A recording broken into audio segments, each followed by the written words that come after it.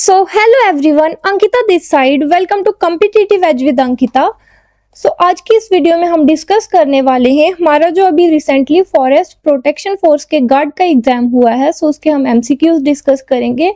इससे पहले की वीडियो में हमने इसके 20 एमसीक्यूज डिस्कस कर लिए हैं। अब अगर आप वो देखना चाहो तो आप जाकर प्लेलिस्ट में चेक कर सकते हो। बिना टाइम वेस्ट किए स्टार्ट करते हैं हम आज का हमारा पहला क्वेश्चन। फर्स्ट क्वेश्चन क्या है, arrange the following passes from west to east. हमें क्या करना है, जो पासिस दिए हैं इनको अरेंज करना है from the west to the east.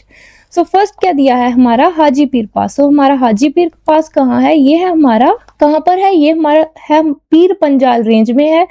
और ये किसको कनेक्ट करता है, कनेक्ट्स, हाजीपीर पास हमारा कनेक्ट किसको करता है, पुंछ एंड उड़ी। ओके, नेक्स्ट क्या दिया हमारा, सच पास। हमारा सच पास जो है ये कहाँ है, हिमाचल प्रदेश में है और चंबा डिस्ट्रिक्ट में। ओके, नेक्स्ट क्या दिया है हमारा, बनियाल पास। हमारा बनियाल पास जो है ये कनेक्ट करता है Kashmir valley to the Jammu. Okay, हमें क्या अरेंज करना है, वेस्ट टू ईस्ट। वेस्ट में सबसे वेस्ट क्या आ जाएगा हमारा, जो पास हमारा पुंछ एंड उड़ी को कनेक्ट करेगा, कौन सा आ जाएगा, हाजीपीर पास। क्या आ जाएगा, वेस्ट से ईस्ट का ऑर्डर सबसे पहले आएगा फर्स्ट, बनियाल पास आएगा, उसके बाद थर्ड, फिर क्या आएगा हमारा सेकंड। फर्स्ट थर्ड सेकंड हमारा आंसर होगा जो दिया है हमारे ऑप्शन नंबर सी में। Option C is the correct answer. अगला क्वेश्चन देखते हैं, which of the following are the peaks of the Pir Panjal range at its eastern end. हमें बताना है कौन सी पीक है पीर पंजाल रेंज की के मतलब कौन सी पीक्स है इनमें से जो पीर पंजाल रेंज की ईस्टर्न साइड पर है। देखेंगे, फर्स्ट क्या है, दियो टिब्बा और इंद्रासन। ये जो दियो टिब्बा है इसकी हाइट कितनी है, 6001 मीटर्स, और इंद्रासन की हाइट कितनी है, 6221 मीटर्स। और ये कहाँ पर है, ये दोनों है हमारी in the Kullu region of Himachal Pradesh. Okay, कहाँ पर है, कुल्लू हिमाचल प्रदेश में। ओके, ये दोनों ही हमारी क्या है, पीर पंजाल रेंज के ईस्टर्न साइड पर है। हमारा आंसर आ जाएगा both first and second. Option number C is the correct answer. अगला क्वेश्चन देखेंगे, क्या है इस क्वेश्चन में, which of the following statements about the Hazratbal shrine in Srinagar famous for housing a holy relic are correct. First क्या दिया है हमारा, फर्स्ट दिया है हमारा, Sadiq Khan a subedar during the reign of Shahjahan ने कंस्ट्रक्ट किया था Ishrat Mahal as a notable architectural structure in the Mughal period. हमारी फर्स्ट स्टेटमेंट करेक्ट है। सदीक खान ने क्या किया था, इशरत बल महल बनाया था, कौन से ईयर में, इन 1623 में। ओके, और नेक्स्ट स्टेटमेंट क्या है, the shrine's sanctity is primarily due to the Moi Muqaddas believed to be the hair of the prophet Mohammad. Shrine में क्या है, हजरत बल श्राइन में क्या है, मोई मुकद्दस है, और मोई मुकद्दस को क्या माना जाता है, sacred hair of the prophet Mohammad. Second statement भी हमारी करेक्ट है। अगला क्या है, the current white marble structure was constructed between 1968 and 1978 under the supervision of the Jammu and Kashmir Muslim Waqf trust. हमारा थर्ड स्टेटमेंट जो है ये भी करेक्ट है। हमारा आंसर क्या आ जाएगा, आंसर आएगा हमारा option number D, first second and third. अगला क्वेश्चन देखेंगे, consider the following statement. Assertion reason का क्वेश्चन है। क्या है क्वेश्चन में, papier mache is a famous handicraft technique of Kashmir. Yes, हमारा एजर्शन जो है ये हमारी करेक्ट है। और इसका रीजन क्या दिया है, it involves decorating objects made from paper pulp से बनते हैं objects with integrate hand painted design. हमारा रीजन भी करेक्ट है। और हमारा आंसर क्या आ जाएगा, assertion and reason are true and reason explains assertion. Option number A आ जाएगा हमारा आंसर। और क्या है हमारा, पेपियर मैचे को क्या बोलते हैं, ऑल्सो नाउन एज करी कलमदानी। क्या बोलते हैं, करी कलमदानी। ओके, इसमें क्या होता है, इसमें दो स्टेप होते हैं। एक स्टेप क्या होता है, उसको क्या बोलते हैं, सख्त साजी। ओके, और इसमें क्या होता है, ऑब्जेक्ट को बनाते हैं पेपर के पल्प से। और सेकंड स्टेप क्या होता है इसका, नक्काशी। और नक्काशी स्टेप में क्या करते हैं, जो ऑब्जेक्ट बनाते हैं पेपर पल्प से उसको हम डेकोरेट करते हैं विद हैंड प्रिंटेड या फिर कॉम्प्लेक्स डिजाइन से। ओके, सो अगला क्वेश्चन देखेंगे, who presided over the fourth Buddhist council which was held during the rule of Kanishka in Kashmir. So हमारी जो फोर्थ बुद्धिस्ट काउंसिल है वो कहाँ हुई थी, कुंडल वन में, कुंडल वन। ओके, और किसके टाइम पर हुई थी, during the reign of Kanishka. Kanishka कौन थे, कुषाण रूलर थे, और ये मीटिंग जो थी इसके चेयरमैन कौन थे, सो वो थे हमारे वासुमित्र। ऑप्शन नंबर सी हमारा जो है ये करेक्ट है। सो नेक्स्ट क्वेश्चन देखेंगे, which Sufi saint is believed to have visited Kashmir during the period of King Suhadev 1301 to 1320 and was the first saint to introduce Islam in Kashmir।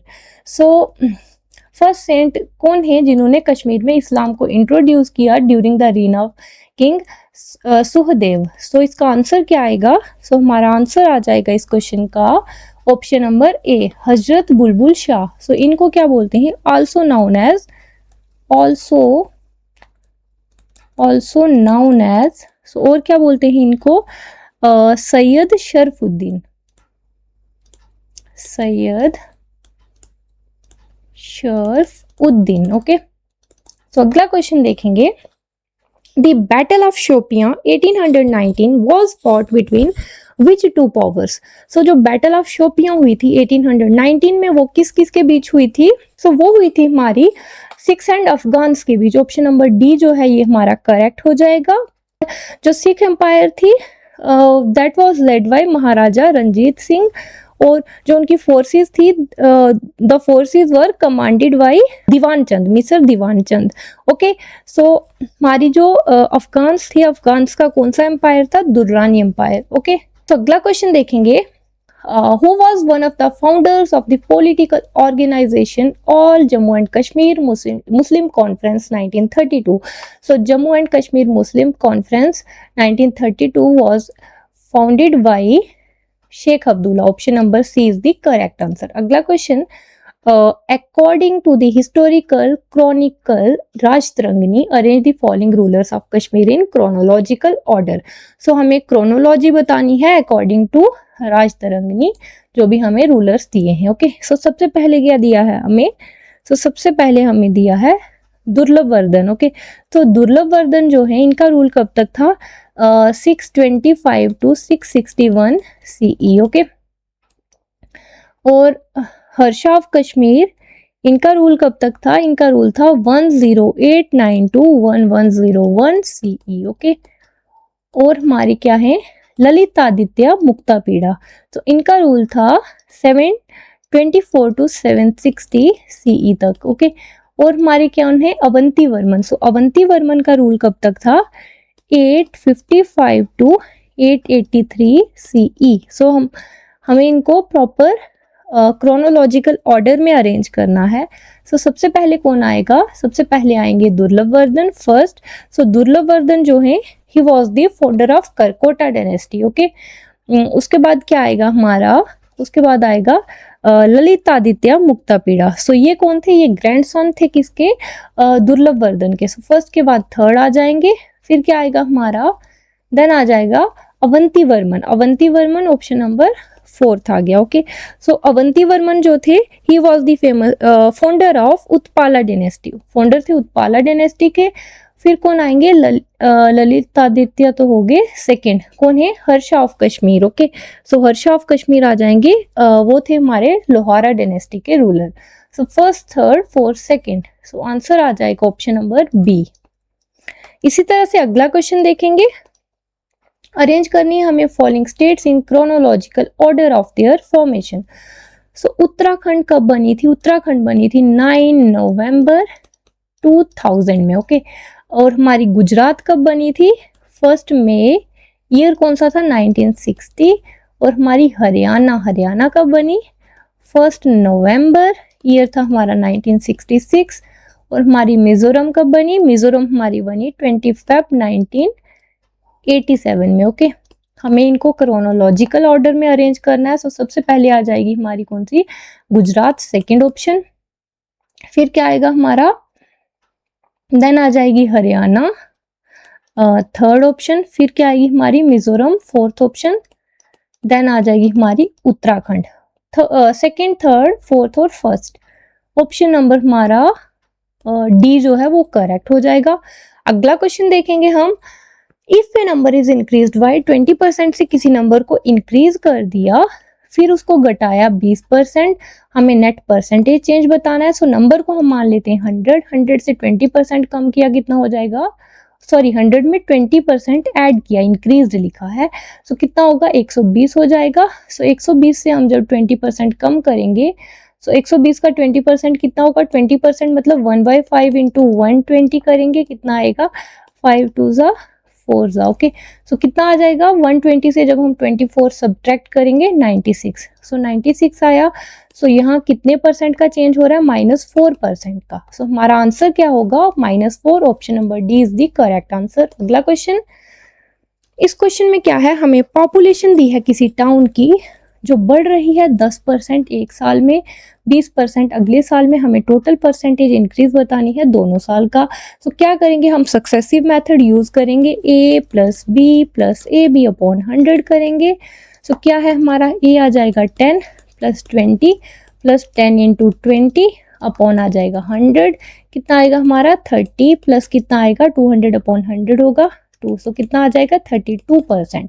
सो हमारा answer है 32%, option number B is the correct. अगला question, इस question में क्या करेंगे, हमें कोई number दिया है, कितना कम हो रहा है 15% वो कम हो रहा है, हमें ओरिजिनल नंबर दिया है 400, हमें न्यू नंबर बताना है, ओके। सो क्या करेंगे इस क्वेश्चन में, हमारा नंबर क्या है, नंबर है हमारा 400, 400 से क्या हो रहा है 15% कम, सो 15% निकालेंगे 400 का, इंटू 400 करेंगे, कितना आ जाएगा 60, ओके।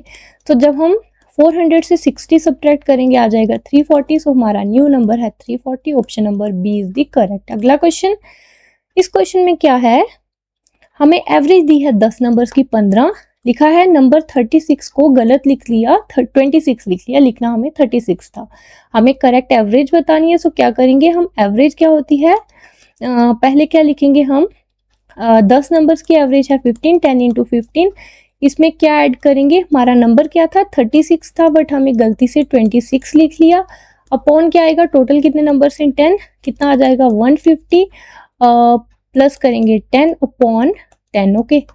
वेट ये अच्छे से लिख लेती हूँ, क्या है 150 प्लस 10 होगा, 10 कौन सा 26 को सब्ट्रैक्ट किया 36 से, और वेट अ सेकेंड ये क्या हो रहा है, 10 कितना आ गया 160 अपॉन 10 होगा, so 16 is the answer, option number B is the correct. अगला क्वेश्चन देखेंगे, हमें एवरेज दी है 30 नंबर्स की 20 है और 20 नंबर्स की 30 है, हमें एवरेज बतानी है टोटल। क्या करेंगे हम, सबसे पहले लिखेंगे एवरेज, लिखेंगे टोटल कितनी आएगी, 30 नंबर्स की हमारी 20 है, 30 इंटू 20 करेंगे, इसमें ऐड करेंगे 20 नंबर्स की हमारी एवरेज है कितनी 30, अपॉन क्या करेंगे हम, टोटल नंबर्स कितने होंगे, ये जो 30 है और ये जो 20, 30 प्लस 20 कितना हो जाएगा 50, सो कितना आएगा 600 प्लस 600 मतलब 1200 अपॉन 50 करेंगे, कितना आएगा 5 2 ज़ा 10 24, सो 24 आ जाएगा हमारा आंसर जो दिया है ऑप्शन नंबर सी में। अगला क्वेश्चन देखेंगे, हमें क्या करना है, 6 कंसेक्यूटिव इवन नंबर्स की एवरेज दी है कितनी 25 दी है, हमें क्या बताना है स्मॉलेस्ट और लार्जेस्ट नंबर। सो इस क्वेश्चन को करने के लिए अगर आप फॉर्मूला लगाओगे काफ़ी टाइम लगेगा, सो मैं क्या करती हूँ इस क्वेश्चन के लिए 6 ब्लैंक बना देते हैं, 1 2 3 4 5 6, ओके। सो एवरेज क्या होती है मिडिल टर्म, सो इस तरफ 3 है इस तरफ 3 है, सो यहाँ बीच में क्या आएगी एवरेज कितनी होगी 25, ओके। सो 25 से बड़ा नंबर लिखेंगे, इवन क्या है 26, और 25 से कम क्या है हमारा 24।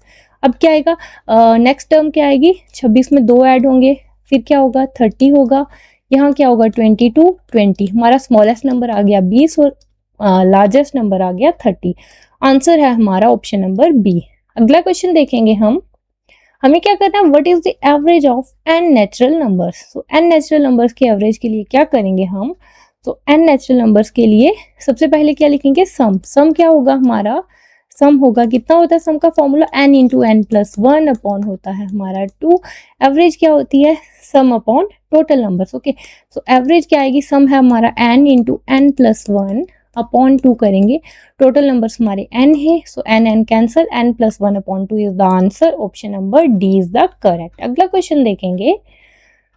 सो इस क्वेश्चन में क्या है हमारे, हमें लिखा है कोई मैन और वुमेन है, वो इकट्ठे किसी काम को 8 दिन में कर रहे हैं, मैन को 10 दिन लग रहे हैं काम को करने में, लिखा है कि वुमेन को कितने दिन लगेंगे काम को करने में। सो मैन लिख लेते हैं कितना लग रहा है, मैन को 10 दिन लग रहे हैं अकेले, मैन प्लस वुमेन को कितने दिन लग रहे हैं, सो इनको लग रहे हैं 8 दिन। ओके, सो एलसीएम लेंगे 40, सो 40 क्या आ जाएगा हमारा टोटल वर्क।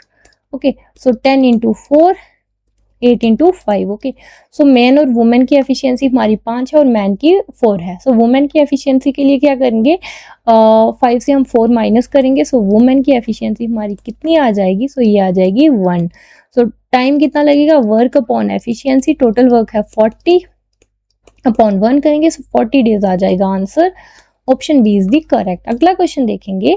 सो इस क्वेश्चन में क्या है, हमें दिया है ए और बी को क्या हो रहा है, 10 दिन लग रहे हैं किसी काम को कंप्लीट करने में, और ए अकेले कर रहा है 30 दिन में, और हमें क्या बताना है बी अकेले कितने दिन में करेगा। सो क्या लिखेंगे हम, सेम उसी तरह से करेंगे, ए प्लस बी को लग रहे हैं 10 दिन, ए अकेले कितने दिन में कर रहा है 30 दिन में। सो इनका एलसीएम से हम टोटल वर्क निकालेंगे, 30 आएगा, टोटल वर्क है ये, फिर एफिशिएंसी आएगी ए प्लस बी की 3 और बी की आ जाएगी 1। इसी तरह से बी की एफिशिएंसी क्या आएगी, बी की एफिशिएंसी ए प्लस बी की एफिशिएंसी से हम ए की एफिशिएंसी माइनस करेंगे, मतलब 3 माइनस 1, सो बी की एफिशिएंसी है 2, सो टाइम लगेगा बी को, वर्क अपॉन एफिशिएंसी, वर्क है 30, एफिशिएंसी कितनी है 2, सो कितना लगेगा 15 दिन, 15 days is the answer, option number B. अगला क्वेश्चन देखेंगे। ए को लग रहे हैं 18 दिन किसी काम को करने में, बी को लग रहा है हाफ टाइम, मतलब बी को कितने दिन लगेंगे, हाफ 18 को हो जाएगा 9 दिन। सो हमें क्या करना है, टोटल टाइम बताना है काम कंप्लीट करने में कितना लगेगा। सो लिखेंगे क्या, ए को लग रहे हैं 18 दिन, बी को लग रहा है कितना हाफ टाइम, मतलब 9 डेज। यहाँ से हम टोटल वर्क निकालेंगे, 18 आएगा एलसीएम से, इंटू 1 इंटू 2। सो हम क्या करेंगे, टाइम होता है work upon efficiency, total work हमारा है 18, एफिशिएंसी आ जाएगी ए प्लस बी की, ऐड करेंगे 2 प्लस 1 3, सो 6 डेज आ जाएगा हमारा आंसर, जो दिया है ऑप्शन नंबर सी में। So option C is the correct answer. So इससे आगे की वीडियो में हम इससे आगे वाले क्वेश्चंस को कवर करेंगे। सो आज की वीडियो के लिए इतना ही रखते हैं। अगर वीडियो अच्छी लगी हो तो please like, comment, share and subscribe. Thank you so much for watching.